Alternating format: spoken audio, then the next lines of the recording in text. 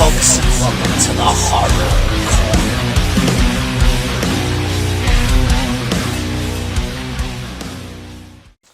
Good evening, folks, and welcome to the Horror Corner. I'm your host, Sean Patrick Ursha, and this week we're doing another tag video. Yes, it's been a long time since I've done a tag video. And this one is from Lord Hellhound himself over at the Horror&Metal channel. Also work with him, of course, on the Morbid Hour live stream. So this is Lord Hellhound's 10 favorites tag. Very interesting tag and some really difficult questions that I had to really think about. It was like mind-bending. I'm like, damn. So let's get into it. Number one is favorite movie of all time. Yes, not just favorite horror film, but favorite movie ever. It's tough to narrow it down to just one, right?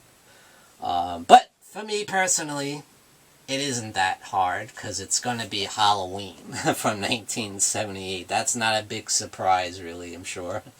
And me and Hellhound do have that in common, so...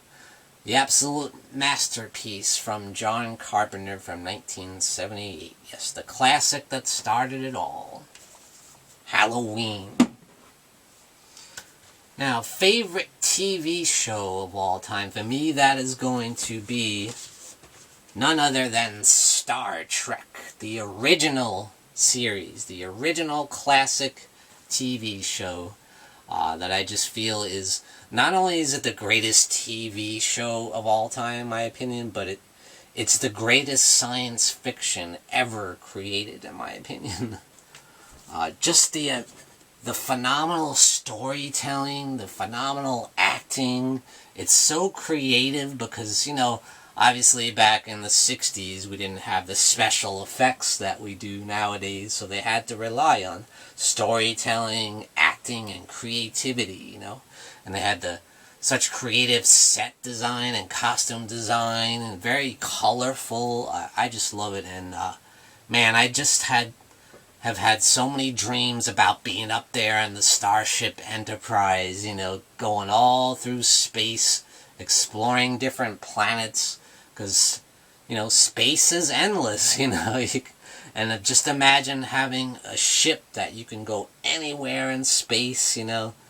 It's just amazing, and it's just, they handle it so well, and the way they tell the stories, they weave in, like, you know, kind of real life issues into the science fiction stories, and that's what makes it so interesting, you know. Brilliantly written. Now, next up is going to be favorite actor of all time. Man, that is tough, because, you know, if we were just talking about horror, yeah, I could easily tell you that, but you're talking about favorite actor, the best actor of all time. And, in my personal opinion, it's going to be Jack Nicholson. So I don't think anybody has had more Oscar-worthy performances in his career. Just an amazing, phenomenal actor. He's so recognizable. His voice, his look, you know, the eyebrows that raise anytime he just has a devilish grin on his face, you know. And, yeah. Some examples would be The Shining, of course. Absolutely iconic performance as Jack Torrance in one of the greatest horror films of all time. One of my favorite films of all time, once again, A Few Good Men. He plays Colonel Nathan Jessup. This real hard-ass colonel into the Marines. What a great courtroom drama. Probably my favorite courtroom drama of all time, and I love a good courtroom drama, a good murder mystery story, and this is a phenomenal one. And Jack Nicholson especially is just amazing, and you had just an incredible cast in that movie. You know, Tom Cruise, Jack Nicholson, Demi Moore, Kevin Bacon, Kiefer Sutherland, J.T. Walsh. Incredible cast, and they're all at their best, their absolute best, and that includes Jack Nicholson. And Obviously, everybody knows the scene, you can't handle the truth, Another one of my absolute favorite films of all time is As Good As It Gets. It's kind of a romantic comedy slash dramedy in a way. Amazing film, and of course, Jack Nicholson and Helen Hunt both won an Oscar for this movie, and rightfully so. They're both incredible. But there's this one scene that always really gets me, because Jack Nicholson plays this guy, Melvin Udall, who's like OCD. Everything he does has to have a routine to it, or else he's going to lose it, He's also a real obnoxious guy, He has no filter, he just says whatever is on his mind. And he meets this waitress, Carol, because he goes to the same restaurant every time, and he always wants to be served by the same waitress, Carol, played by Helen Hunt. And, along the way they kind of get to know each other a little bit, but, she's disturbed by his, attitude sometimes, and he just rubs her the wrong way this one time when he starts talking about her son who's got, a serious illness, and she's gone to so many different doctors and none of them seem to be able to help him. And he just makes a snide, nasty comment like, we all die. I'm going to die, you're going to die, and it certainly seems like your son's going to die. And then she just like, what? What? She just loses it, and I love it. I mean, don't you ever mention my son again, or you will never eat here again. And that just like, the utter horror, the utter thought of never being able to go to the same restaurant that he goes to every single day, So just the terror on his face, and his whole body starts shaking, his fingers are shaking, and man, what a powerful scene. So yeah, it's going to be Jack Nicholson, favorite band at number 4. Now, we're not just talking about heavy metal. You guys know that I'm such a huge heavy metal fan, but we're talking about favorite band ever, period. So for me, that is going to be Rush, baby, Rush. The amazing Canadian trio, who just had an absolute string of phenomenal albums throughout the 70s up to the early 80s. Like you had, Farewell to Kings, you had Hemispheres, you had Permanent Waves, you had Moving Pictures, you had Signals, of course you had, Fly By Night, you had 2112, just an absolute string of classics. Now, of course, once you get past, say, Grace Under Pressure, things start to go downhill a little bit, but that string of masterpieces that they had, where they made some of the greatest music ever created, in my opinion, and those guys as musicians are just incredible players, incredibly talented musicians. You got Neil Peart, who's like the god of drums, the greatest drummer of all time. You've got Geddy Lee, who is probably the greatest bass player of all time. Amazing singer, although, I know his voice can be an acquired taste for some people because he sings at such a high pitch, but come on, you wish you could sing that high. And he's also an excellent keyboard player as well, so he does all of those three things amazingly well. And then you have what I consider to be the most underrated guitarist ever, and that is Alex Lifeson. What an incredible guitar player. He's probably my favorite guitar player of all time, so Rush, baby. Next up, favorite album of all time. And for me, that's going to be Queensryche, Operation Mindcrime. Absolutely phenomenal album. And yes, this is heavy metal now. You got the amazing vocals of Jeff Tate. He's my favorite vocalist of all time in heavy metal. Probably period. What a phenomenal album. It's a concept album. I love the storytelling. I love Jeff Tate's vocals. The playing on this album is incredible. Chris DeGarmo's guitar, Scott Rockenfield on drums, Michael Wilton. Incredible album. Just, if I play this, I'm going to sing every lyric to every song. Because every single song on this album is phenomenal. So there's not one skip track on this album. It is phenomenal from start to finish. Now, favorite musician at number 6. Wow, that is favorite musician. Man, that's insane, because there's so many incredible musicians in the history of music. Can I say all of Rush? I mean, so if I can't pick the whole band, I am going to pick Geddy Lee. So, and that's because, you know, he's a great singer, he's a phenomenal bass player, and he's a phenomenal keyboard player. All three he does supremely well. So, Geddy Lee. In that number 7 is favorite book of all time. And for me, now when it comes to books, for some reason I've never really gotten into fictional novels that much. I don't know what it is. Like, I lose focus very quickly when it comes to fictional novels. I don't know what it is. I can't get into them. I just find that they spend too much time, like, describing things, you know, and I just end up nodding off, you know. So when it comes to books, I like more reality-based books.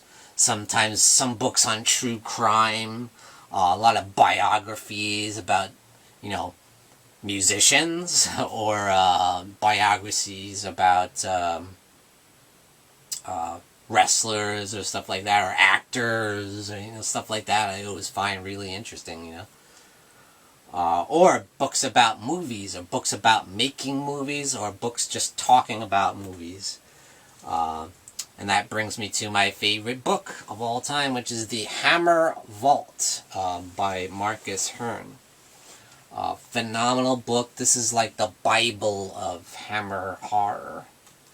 Now, before I got this book, or before I read it, I had only seen like maybe a couple of the Dracula movies, a couple of the Frankenstein movies from Hammer. But once I got this book, it just opened up a whole new world to me, you know. It's like, wow, I gotta see this movie. This sounds so interesting, you know. And just looking at all the pictures and all the descriptions of each movie, the making of a lot of the movies, these amazing photographs, this amazing artwork, and man, this book is incredible. Yeah, you got Curse of the Werewolf. That's how I found about that movie. Is reading this book, and movies like The Hound of the Baskervilles. I was like, wow, Christopher Lee and Peter Cushing together in a Sherlock Holmes movie. Oh, I gotta see that. And stuff like, you know, The Mummy's Shroud, and some of the other Dracula movies that I hadn't seen to that point, some of the other Frankenstein movies, and the Mummy movies, you know. Stuff like The Plague of the Zombies I found out through this book. Stuff like She, The Vengeance of She. You know. There's so many great films in the Hammer canon, and if you want to know about all of them, every single one of them, this is the book you need to get. So, favorite author, that's tough, you know how I was just saying about when it comes to fiction. But you can't deny the strength of Stephen King's novels. I mean, come on, how many of them have been made into hugely successful films? My personal favorite of his, as far as his novels go, is Cujo. I just found it to be the easiest to digest, the easiest to read, the easiest to get through, and I really enjoy it, It's a real page-turner. And of course, I love the film Cujo as well. Not necessarily the best adaptation, but my favorite book of Stephen King. So me and Hellhound agree on that one as well. Now, favorite superhero, we are going to disagree on that one. I am going to pick the web slinger, the wall crawler, the amazing Spider-Man. Always been a massive Spider-Man fan ever since I was a little kid. My father took me to the store and got me a comic book every time he visited, And that was so special to me, and, it just opened up a whole new world for me. I would just escape into these great comic books, these great stories, and a lot of it was Spider-Man, and Spider-Man just became like my hero, And I just think he's the greatest character in comics, Peter Parker as Spider-Man, he's a hero that we can all relate to. He has a lot of problems, he has problems with money, problems with girls, and problems with trying to balance the superhero life with his alter ego life, and trying not to get his family hurt, or, it's so much involved with it. There's a lot of romance, there's a lot of action, and he's just a great superhero. Not only that, is he's very funny, and no matter what the situation was, or how dire the situation he's in, he never ceases to crack jokes and make light of the situation, no matter how grim it is. And that's awesome. I love that. So, number 10, the final category is favorite athlete. Now, when it comes to sports, I'm definitely more of a casual, fair-weather fan, these days. At one time, I used to be really into baseball and basketball and all that stuff, and tennis, but nowadays, I just don't really get into it anymore, But I do love pro wrestling, just like Hellhound said. I love pro wrestling, and I always have, and probably always will. But so my favorite wrestler is a very controversial one, unlike Hellhound's answer. Mine is going to be Hulk Hogan, and yes, I know all his problems and all his controversies, but despite that, as a wrestler, not necessarily as a person, he's my favorite professional wrestler of all time. He just had an amazing career, and some of my favorite matches are Hulk Hogan matches, like Hulk Hogan versus the Macho Man at WrestleMania 5, the Mega Powers Explode, Hulk Hogan versus Andre the Giant, 1987 at WrestleMania 3, 97,000 fans or whatever it was.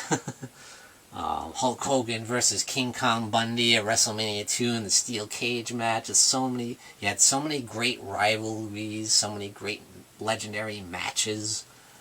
And of course, Hulkamania just ran wild from, the late 70s to, all the way up through, like, the mid-80s, And then once that kind of winded down, once his career in the WWE winded down, he ended up going over to WCW and injecting a whole new life into WCW, bringing a whole new madness to WCW, and he ended up teaming with Kevin Nash and Scott Hall and creating the greatest faction in wrestling history, in my opinion. That is the NWO, the New World Order.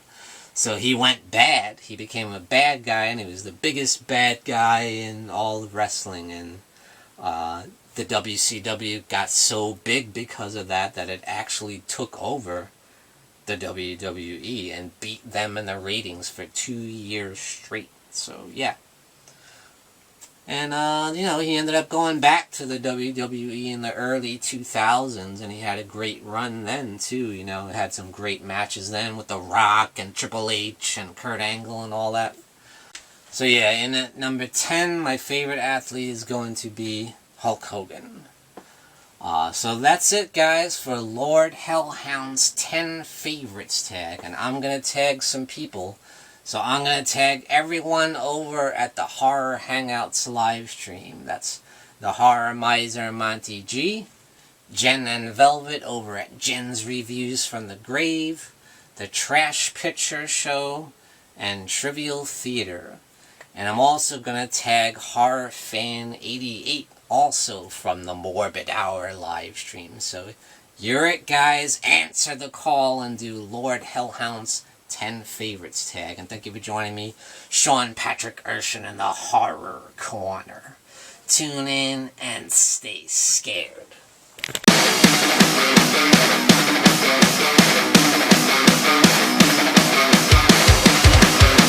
Good evening, folks, and we got some brand new merchandise for you over at www.thehorrorcona.com, and that's CONA.com.